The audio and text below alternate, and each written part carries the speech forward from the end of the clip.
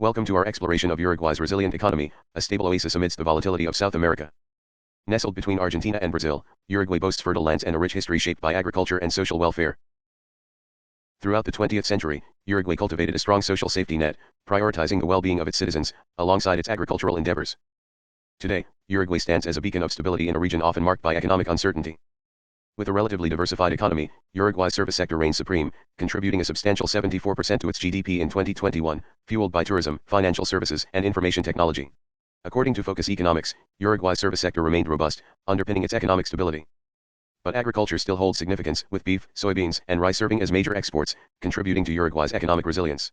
Trade.gov reports that agriculture accounted for 7% of Uruguay's GDP, with beef, soybeans, and rice being key exports, sustaining the nation's agricultural sector. Additionally, the manufacturing sector plays a vital role, focusing on food processing, beverages, and textiles.